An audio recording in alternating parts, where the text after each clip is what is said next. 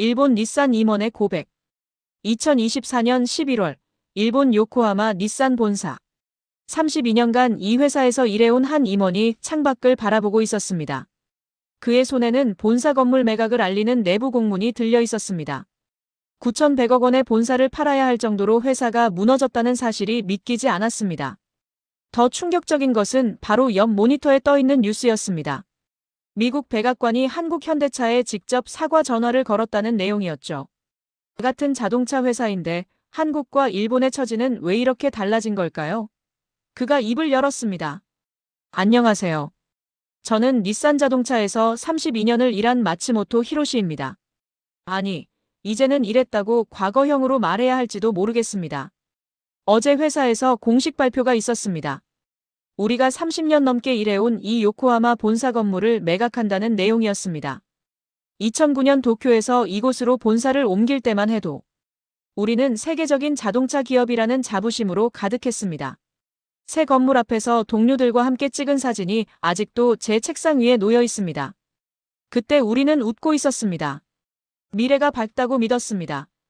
저는 그날 일기장에 이렇게 적었습니다. 오늘 역사적인 날이다. 닛산의 새로운 시대가 시작됐다. 하지만 15년이 지난 지금 그 건물을 9,100억 원에 팔아야 하는 처지가 되었습니다. 대만계 자동차 부품 공급 업체 등이 출자한 특수 목적 법인에 매각했습니다. 믿어지십니까? 본사 건물을 파는 회사가 정상적인 회사라고 할 수 있습니까? 저는 솔직히 믿고 싶지 않았습니다. 회의실에서 발표를 들을 때도 이게 악몽이길 바랐습니다. 옆자리에 앉은 동료의 손이 떨리고 있었습니다. 20년을 함께 일한 친구였습니다. 우리는 서로의 얼굴을 쳐다볼 수가 없었습니다. 하지만 현실은 꿈보다 훨씬 더 참담했습니다. 지난 1년 반 동안 우리 회사는 8조 원이 넘는 적자를 기록했습니다. 여러분, 8조 원입니다. 한 해도 아니고 1년 반 만의 말입니다. 2024 사업연도에만 6조 3천억 원의 영업 손실을 기록하면서 4분기 만에 적자로 전환했습니다. 회사는 전 세계에 있던 공장 17곳 중 7곳을 폐쇄했습니다. 그리고 2만 명의 동료들이 일자리를 잃었습니다. 제가 일하는 부서에서도 절반이 정리해고 대상 명단에 올라 있습니다. 32년을 함께 일한 동료들이 하루아침에 회사를 떠나야 하는 모습을 지켜보는 것은 정말 고통스러운 일이었습니다. 지난주 목요일 함께 입사한 동기가 짐을 싸서 회사를 떠났습니다. 그는 아무 말도 하지 않았습니다. 저도 아무 말도 할 수 없었습니다. 무슨 말을 할 수 있겠습니까? 가장 굴욕적인 것은 따로 있었습니다. 우리가 75% 지분을 가지고 있는 요코하마 F마리노스 축구단마저 팔아야 한다는 사실입니다. 1972년부터 우리 회사의 자랑이었던 팀입니다. 닛산 자동차 축구부로 시작해서 1991년 J리그 창립 멤버가 되었고 1999년 요코하마 플리겔스와 합병해서 F마리노스가 되었습니다. 수많은 우승 트로피를 들어올렸던 명문 구단입니다. 한국의 유상철 감독님, 안정환 선수, 남태희 선수 그리고 많은 한국 선수들도 이 팀에서 뛰었습니다. 제 아들도 어렸을 때 마리노스 유니폼을 입고 경기장에 갔던 기억이 있습니다. 그런데 이제 그 팀마저 팔아야 합니다. 돈이 필요하니까요. 회사를 살리려면 팔 수 있는 건 다 팔아야 하니까요. 닛산은 애초 경영난에 따른 구조조정에서 스포츠 사업은 제외했었습니다. 하지만 신속한 경영 개선을 위해 축구단 등을 예외 없이 정리 대상에 포함시킨 것입니다. J리그에 따르면 F마리노스의 2025년 1월 기준 순이익은 약 9억엔, 우리 돈 약 90억 원인 것으로 나타났습니다.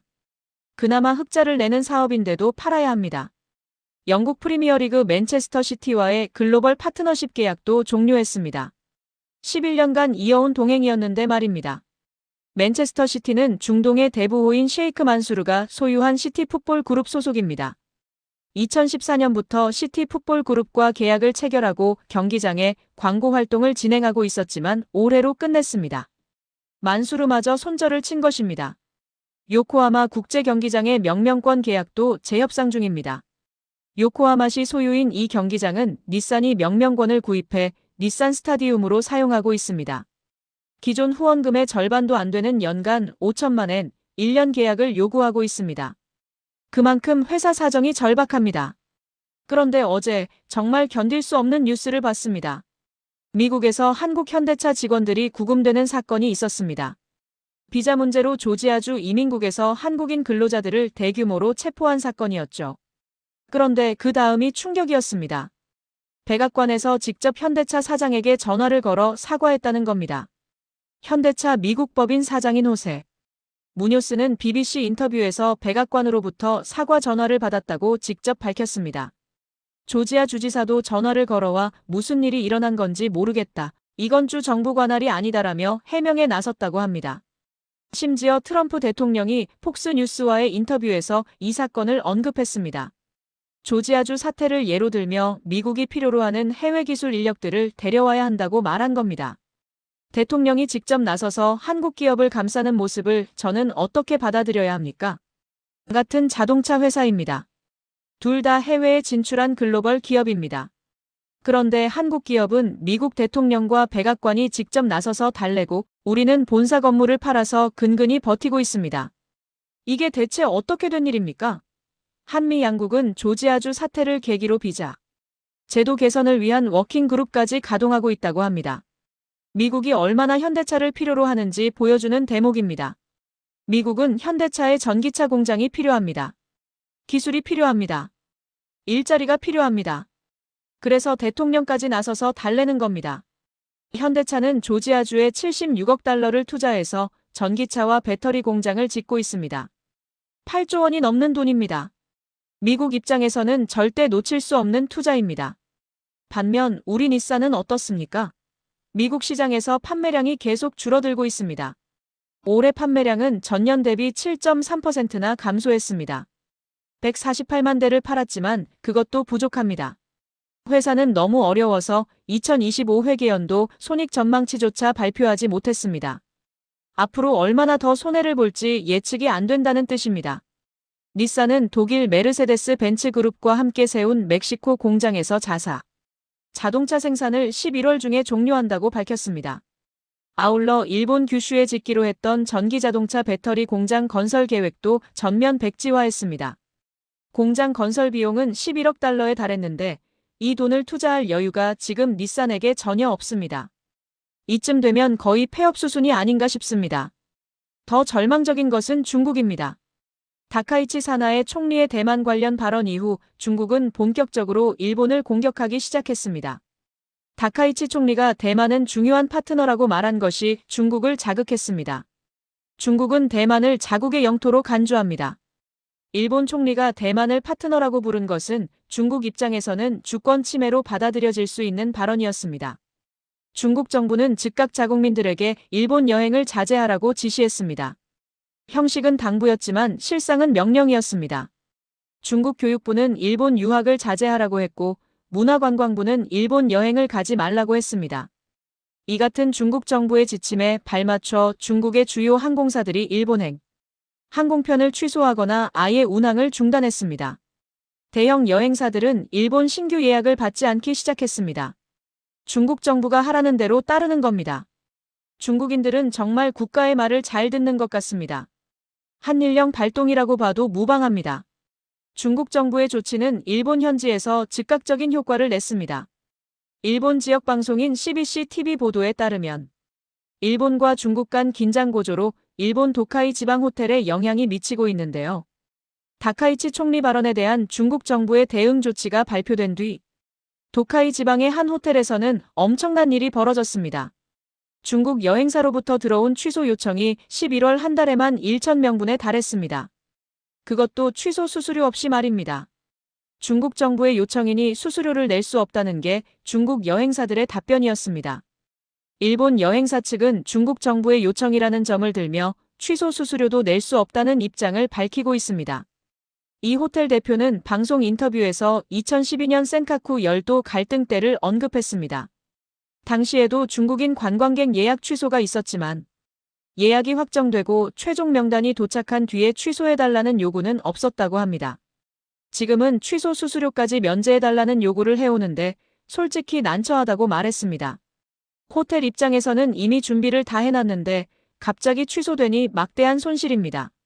일본 여행업계는 이런 상황이 장기화될 경우 내년 2월 춘절 기간에 치명적인 타격을 입을 것으로 우려하고 있습니다. 춘절은 중국의 설날입니다. 중국인들이 가장 많이 여행하는 시기입니다. 평소보다 2배에서 3배 많은 중국 관광객이 일본을 찾는데 그들이 오지 않는다면 일본 관광 산업은 큰 타격을 입을 수밖에 없습니다. 노무라 종합연구소는 최근 보고서를 통해 충격적인 분석 결과를 발표했습니다.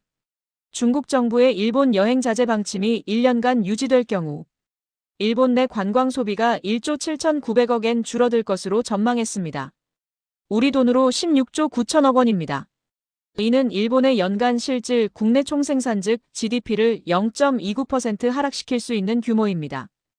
0.29%가 작아 보이지만 일본 경제 전체로 보면 엄청난 숫자입니다. 일본 관광국에 따르면 올해 1월부터 9월까지 일본을 찾은 중국 관광객은 748만 명이었습니다.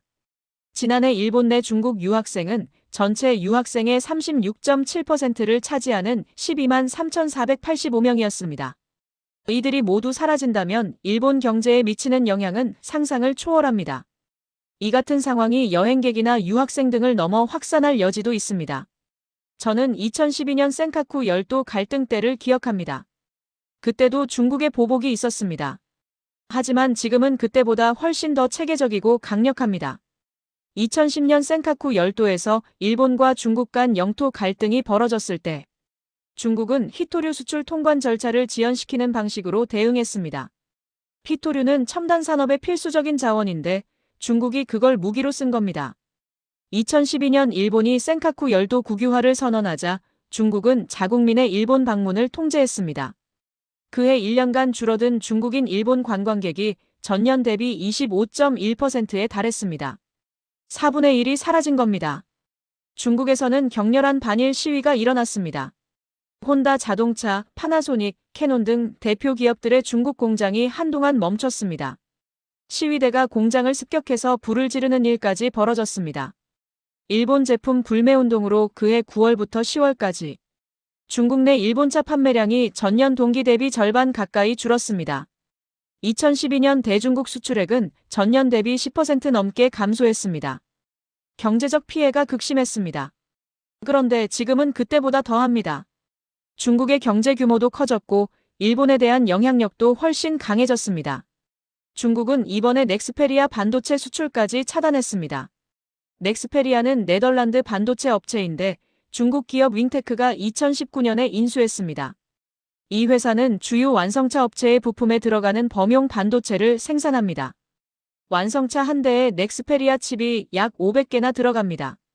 그런데 중국 정부가 넥스페리아 중국 공장에서 생산된 제품의 수출을 차단해버렸습니다. 반도체 수급난이 원인으로 지목됐습니다. 그 결과 혼다는 10월 말부터 북미 전역의 양산 공장들에서 일시적인 생산 중단을 포함한 변경 조치를 시행하기 시작했습니다. 반도체가 없으면 차를 만들 수 없으니까요. 혼다는 또 최근 미국에서 대표 모델인 어코드 하이브리드 25만 6천 대를 리콜하기로 했습니다. 갑작스러운 구동력 상실을 초래할 수 있는 소프트웨어 오류가 원인입니다. 주행 중 차량 내부 소프트웨어 일부가 재설정될 수 있어 충돌이나 부상 위험이 증가할 수 있는 치명적인 하자가 발생한 것입니다. 중국의 칼날은 여기서 멈추지 않았습니다. 유엔 안전보장이사회에서 더 충격적인 일이 벌어졌습니다. 중국 유엔 주재 대표부 대사인 푸총이 최근 열린 유엔 안보리 개혁 관련 회의에서 일본을 정면으로 공격했습니다. 푸총 대사는 이렇게 말했습니다. 다카이치 사나의 총리의 대만 관련 발언은 극히 잘못됐으며 위험하다고 말했습니다. 이런 국가는 유엔 안보리 상임이사국이 될 자격이 전혀 없다고 강하게 비난했습니다. 전후 국제질서 파괴, 내정 간섭, 외교적 신뢰 훼손이라는 강경한 메시지를 내세웠습니다. 유엔 안보리 상임이사국은 미국, 러시아, 중국, 영국, 프랑스 등 제2차 세계대전의 주요 승전국 5개국으로 구성되어 있습니다. 상임이사국은 유엔에서 거부권을 행사할 수 있는 막강한 권한을 가지고 있습니다.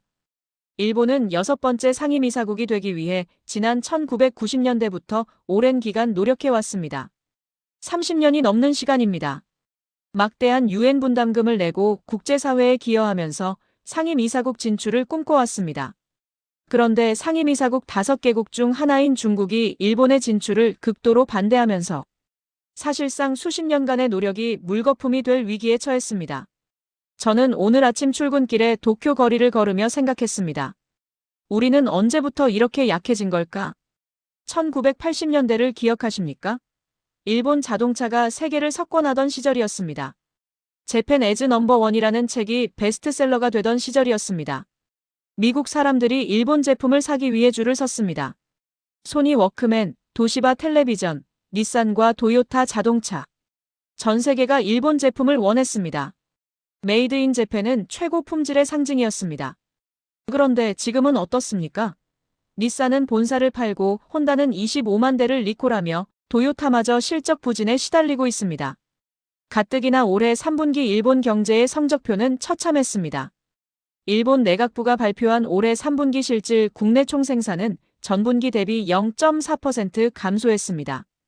작년 2분기 이후 5분기 연속 플러스 성장을 하던 GDP 성장률이 마이너스로 돌아선 것입니다. 6분기 만에 마이너스 성장입니다. 특히 자동차 기업들의 몰락이 눈에 띕니다. 닛산은 올해 4월부터 9월까지 2조 1천억 원 규모의 적자를 기록했습니다. 1년 반 사이에 8조 원이 넘는 적자입니다. 전 세계 공장 17곳에서 10곳으로 7곳이나 줄이는 선택을 했습니다. 전체 직원의 15%인 2만 명을 감원하는 계획도 추진 중입니다. 일본과 중국을 포함한 아시아 지역에서의 판매량 부진이 실적 악화로 이어졌습니다. 일본은 중국 시장에서 점점 밀려나고 있습니다. 반면 한국은 어떻습니까? 현대차는 미국에서 대통령급 대우를 받고 있습니다. 기아는 유럽에서 디자인상을 휩쓸고 있습니다. 제네시스는 프리미엄 시장에서 메르세데스 벤츠와 BMW를 위협하고 있습니다. K방사는 폴란드의 수조원대 계약을 성사시켰습니다. K3 전차, K9 자주포, FA 파이티 전투기까지 대규모 수출 계약을 따냈습니다. K조선은 세계 1위를 굳건히 지키고 있습니다. 전 세계 선박 수주의 절반 이상을 한국 조선소가 가져가고 있습니다. 저는 어제 후배에게 이런 말을 들었습니다. 선배님, 이제 우리 젊은 세대는 한국 제품을 부러워합니다. 삼성 스마트폰, LG 가전, 현대차. 일본 제품보다 낫다고 생각합니다. 그 말을 듣는 순간 제 가슴이 무너지는 것 같았습니다. 20년 전만 해도 한국은 일본을 따라오는 나라였습니다. 우리는 한국을 카피캣이라고 불렀습니다. 일본 기술을 베끼는 나라라고 무시했습니다. 한국 제품은 싸구려라고 깎아내렸습니다. 그런데 지금은 어떻습니까? 젊은 일본인들이 한국 제품을 선호합니다. 한국 문화를 동경합니다. 한국어를 배웁니다. 한국 드라마와 K-팝에 열광합니다. 오늘 저녁 집에 돌아가는 길에 한국 드라마 광고판을 봤습니다. 도쿄 한복판 시부야 거리에 한글로 쓰인 거대한 광고판이 서 있었습니다. 20년 전만 해도 상상할 수 없는 광경입니다. 편의점에 가면 한국 라면이 가장 눈에 띄는 곳에 진열되어 있습니다. 신라면, 불닭볶음면이 일본 라면보다 더 잘 팔립니다. 서점에 가면 한국 소설이 베스트셀러 코너에 놓여 있습니다. 거리를 걸으면 한국 아이돌 음악이 들립니다. BTS, 블랙핑크, 뉴진스. 일본 젊은이들이 한국 가수들의 노래를 따라 부릅니다. 이게 2024년 도쿄의 풍경입니다. 저는 내일 회사에 나가면 또 다른 구조조정 발표를 듣게 될 겁니다. 어쩌면 제가 정리해고 대상 명단에 올라 있을 수도 있습니다. 32년을 바친 회사입니다. 제 인생의 절반 이상을 이 회사에서 보냈습니다. 26살에 입사해서 지금 58살입니다. 제 청춘이 이 회사에 있습니다. 그런데 이제 그 회사가 무너지고 있습니다. 저와 함께 무너지고 있습니다. 32년을 바친 회사가 무너지는 걸 보며 저는 이제 인정할 수밖에 없습니다. 우리는 졌습니다. 기술에서 졌습니다. 디자인에서 졌습니다. 품질에서 졌습니다. 그리고 무엇보다 미래를 준비하는 능력에서 졌습니다. 그리고 무엇보다 미래를 준비하는 능력에서 졌습니다. 중국의 압박 속에서 우리는 속수무책으로 무너지고 있습니다. 미국에서는 한국 기업에게 러브콜을 보내는데 우리는 본사 건물을 팔아야 합니다. 이것이 2024년 일본 자동차 산업의 민낯입니다. 저는 오늘 밤 처음으로 아들에게 말했습니다. 제 아들은 올해 28살입니다. 도쿄대학 공학부를 졸업하고 지금 취업을 준비하고 있습니다. 아들이 물었습니다. 아버지, 닛산에 지원해 볼까요? 저는 한참을 망설였습니다. 32년을 일한 회사입니다. 제가 청춘을 바친 회사입니다. 자랑스러워했던 회사입니다. 아들도 어렸을 때부터 아버지가 일하는 닛산을 자랑스러워했습니다. 초등학교 숙제로 아버지 직업 소개하기를 할 때 아들은 닛산 자동차를 만드는 아버지를 자랑스럽게 발표했습니다. 하지만 저는 이제 솔직하게 말했습니다. 아들아, 자동차 업계는 들어오지 마라. 특히 일본 자동차 회사는 미래가 없어. 그리고 한국어를 배워두는 게 좋을 것 같다. 아들이 놀란 표정으로 저를 봤습니다. 아버지가 한국어를 배우라고요? 그래. 아버지 세대는 영어만 잘하면 됐다. 하지만 너희 세대는 다르다. 한국이 세계를 주도하고 있다. 한국 기업이 세계 최고가 되고 있다. 한국어를 할 줄 안다면 너에게 도움이 될 거다. 차라리 한국 회사에 지원하는 것도 생각해봐라. 32년 자동차 인생을 살아온 아버지의 말이 이렇게 변할 줄은 저도 몰랐습니다. 1992년에 입사했을 때 저는 세계 최고의 회사에 들어왔다고 생각했습니다. 일본 자동차가 세계를 지배하던 시절이었으니까요. 버블 경제가 무너지긴 했지만 일본 제조업은 여전히 강했습니다. 그런데 30년이 지난 지금 저는 제 아들에게 이 회사에 오지 말라고 말하고 있습니다. 한국어를 배우라고 말하고 있습니다. 이것이 일본 자동차 산업의 현주소입니다.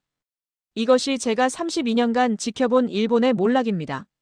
그리고 이것이 제가 목격한 한국의 부상입니다. 중국은 우리를 압박하고 미국은 한국을 달래고 세계는 한국 제품을 원합니다. 이것이 2024년의 냉혹한 현실입니다. 저는 오늘 밤 잠들기 전에 창밖을 바라봤습니다. 요코하마 항구가 보였습니다. 한때 일본 제품을 가득 실은 배들이 세계로 떠나던 그 항구입니다.